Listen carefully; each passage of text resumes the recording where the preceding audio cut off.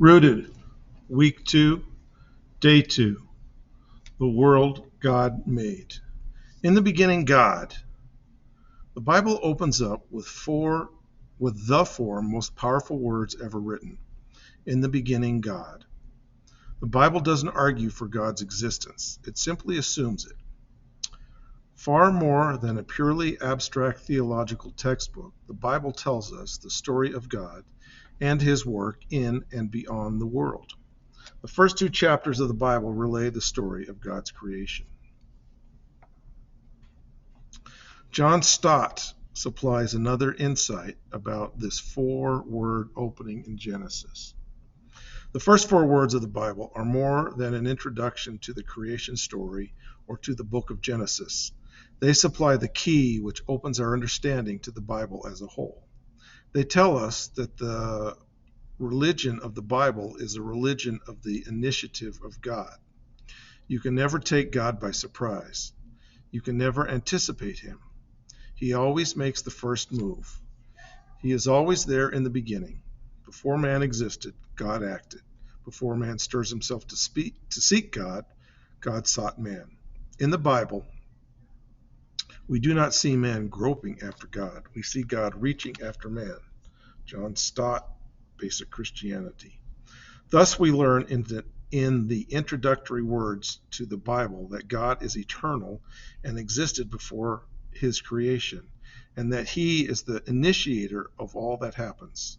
As we continue in Genesis 1, we see how the Creator, God of the universe, brings everything into being and how he values his work. We learned yesterday that God reveals himself to us through the Bible,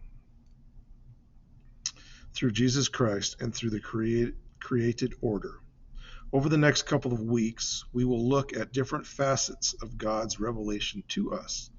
Today, we want to look more in depth at Genesis 1. Mark up the passage as you read it. What do you learn about God?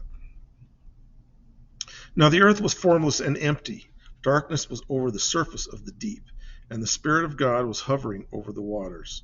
And God said, "Let there be light," and there was light. God saw that the light was good, and he separated the light from the darkness. God called the light day, and the darkness he called night. And there was evening, and there was morning, the first day. And God said, "Let there be a vault between the waters to separate water from water." So God made the vault and separated the water under the vault from the water above it. And it was so. God called the vault sky, and there was evening, and there was morning.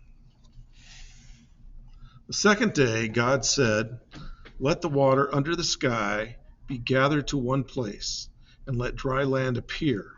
And it was so. God called the dry ground land, and he gathered waters he called seas. And God saw that it was good. Then God said, "Let the land produce vegetation, seed-bearing plants and trees on the land that bear fruit with seed in it, according to their various kinds." And it was so. The land produced vegetation, plants bearing seed according to their kinds, and trees bearing fruit with seed in it according to their kinds. And God saw that it was good. And there was evening, and there was morning, the third day. And God said, "Let there be lights in the vault of the sky to separate the day from the night, and let them serve as signs to mark sacred times, and days and years, and let them be lights in the vault of the sky to give light on the earth." And it was so. God made two great lights, the greater light to govern the day, and the lesser light to govern the night. He also made the stars. God set them in the vault of the sky to give light on the earth, to govern the day and the night, and to separate light from darkness. And God saw that it was good. And there was evening, and there was morning, the fourth day. And God said, "Let the water teem with living creatures, and let birds fly above the earth across the vault of the sky." So God created the great creatures of the sea, and every living thing with which the water teems, and that moves about in it, according to their kinds, and every winged bird according to its kind. And God saw that it was good. God blessed them and said, "Be fruitful and increase in number, and fill the water in the seas, and let the birds increase on the earth. And there was evening, and there was morning, the fifth day. And God said, let the land produce living creatures according to their kinds, and livestock, and creatures that move along the ground, and wild animals, each according to its kind. And it was so. God made the wild animals according to their kinds, the livestock according to their kinds, and all the creatures that move along the ground according to their kinds. And God saw that it was good. Genesis 1:2 through 25. In the story of creation, we see the power of God in action. For instance, he simply speaks the universe into existence. We see his intelligence, beauty, and order as he creates and fills each day of creation. We not only marvel at the creation, we marvel at the God who created it. Psalms 19:1 says, "The heavens declare the glory of God." Then finally we get to see God's evaluation of all he has made. It is very good. God delights in what he has made. Everything about God's creation was good. There was no conflict, no destruction, no disease or pollution.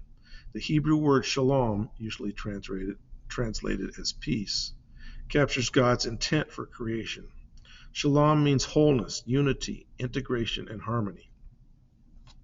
Everything was the way God intended it to be. It is very important we begin the story here. We have often heard the bad news about us and the world. We are fallen, sinful, and in need of rescue. While true, the Bible doesn't start there. It starts instead with a loving, incredibly powerful, and majestic Creator who personally designs a universe to reflect his glory. It was into this world that humanity was born. This was the world God made for us.